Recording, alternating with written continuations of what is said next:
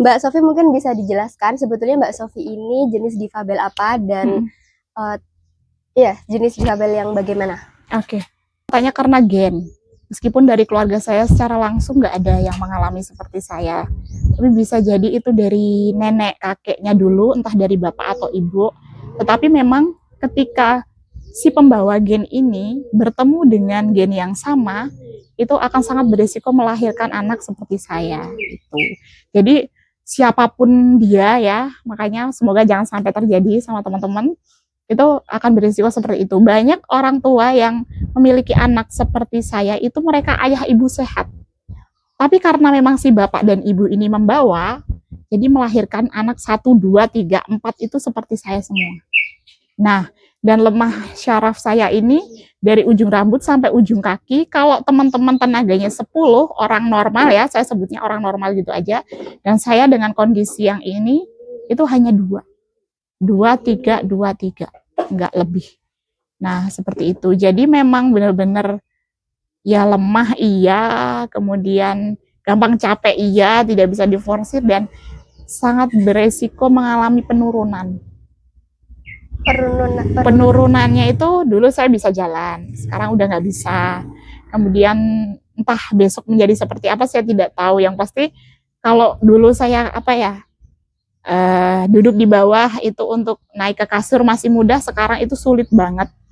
Dari ujung kasur sampai tengah itu juga lama mau bergesernya. Dari bangun, dari tidur ke duduk itu sangat lama. Kalau dulu masih cepet kayak gitu. Sholat kalau dulu meskipun sambil duduk saya masih bisa sujud, sekarang udah nggak bisa sujud. Jadi cuman gini-gini aja.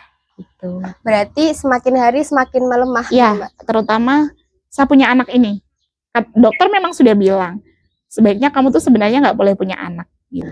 Kalau kata dokter sendiri, apakah ada kemungkinan untuk sembuh atau nggak sembuh, belum ada obatnya gitu ya. Meskipun ada orang bilang kalau semua sakit ada obatnya dan mujizat itu ada, tapi saya ini ajalah, saya jalani ini, semoga ketika saya ikhlas dan orang di sekitar saya juga ikhlas ketika menemani saya, melayani saya, membantu saya, biar ini jadi apa ya, sebuah apa tiket lah nanti gitu. Itu aja. Mudah-mudahan doa saya sih semoga nggak mengalami penurunan yang ini lagi yang semakin parah ya. Biar seperti ini aja sampai nanti mungkin waktu saya sudah sampai kayak gitu.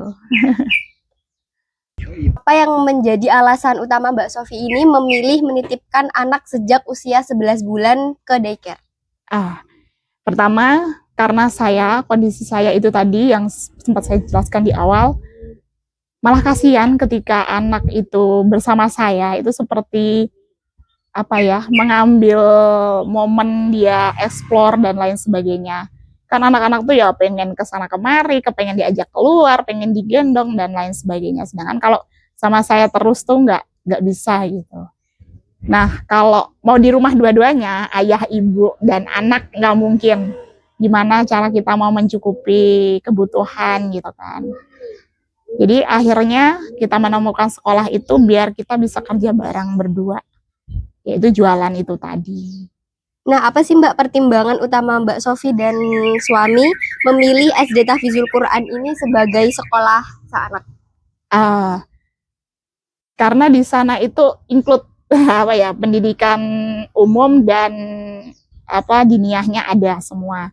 Saya berharap dalam apa satu paket gitu loh, dapat satu paket, anak bisa memahami antara dunia dan Tuhannya itu tidak terpisah. Itu semua sudah diatur ketika dia akan menjalani sebuah kehidupan nanti di masa depan, itu dia akan ada tolak ukurnya bahwa ini aku akan mintai pertanggungjawaban kayak gitu. Nah, makanya dari awal saya pengen anak itu, dan terutama tentang kondisi kami kan, tentang kondisi kami ketika kami menyekolahkan di sana tuh, dia jadi bisa lebih cepat paham gitu. Apakah pernah mengalami kekhawatiran karena sang anak diperlakukan berbeda karena kondisi kedua orang tuanya, Mbak? Karena melihat apa ya, fenomena pergaulan anak-anak zaman sekarang itu ketika Saya tidak bilang sekolah lain itu jelek ya, tetapi ini sekolah yang terdekat yang menurut saya terbaik untuk anak saya. Alhamdulillah sampai detik ini dia sudah 1 tahun di sana tuh belum pernah terjadi bullying. Belum pernah terjadi bullying yang matanya satu atau apa kayak gitu-gitu, atau ibunya apa. Justru mereka malah excited yang tanya, motor kamu kok keren sih, kamu bisa tidur di situ loh, bawa kasur dan lain sebagainya. Itu kan jadi membuat pemahaman anak saya kalau ini istimewa ya, bukan sesuatu yang aneh yang membuat saya tuh harus mengeluh atau apa gitu. Nah, apa sih Mbak nilai-nilai kehidupan yang ingin ditanamkan ke anak-anak sejak dini? Lebih ke ada sebuah takdir yang kita tuh nggak bisa atur gitu loh. Serta-merta Tuhan kasih dan di situ kita harus menerima, tetapi kita tetap harus menjadi hamba yang terbaik sesuai aturannya gitu. Dan yang jelas kondisi ayah ibu seperti ini tuh bukan kesalahan siapa atau atas permintaan siapa atau sesuatu yang kok ibu begini sih, aku maunya begini. Nah, apakah ada pertanyaan kenapa ibu, kenapa bapak dari anak-anak, dan ada bagaimana ibu dan bapak menjelaskan tentang disabilitas ke anak-anak? Kenapa kok ayah ibu nggak bisa jalan? Kenapa kok ayah matanya satu kayak gitu? Kita berusaha menjawab dengan jawaban yang dia itu mudah paham gitu. Ibu seperti ini, terlahir seperti ini. Orang di dunia ini ada banyak, nak. Nggak hanya ibu, contohnya kakak, atau contohnya orang-orang yang lain yang kita banyak temui setiap hari. Dan mereka semua itu punya apa ya istilahnya, ujian masing-masing. Nah, salah satu ujian ini yang ibu alami ya ini, kondisi ayah yang seperti ini, ibu yang seperti ini, begitu. Dan kita beberapa kali mengajak mereka tuh ke pertemuan disabilitas.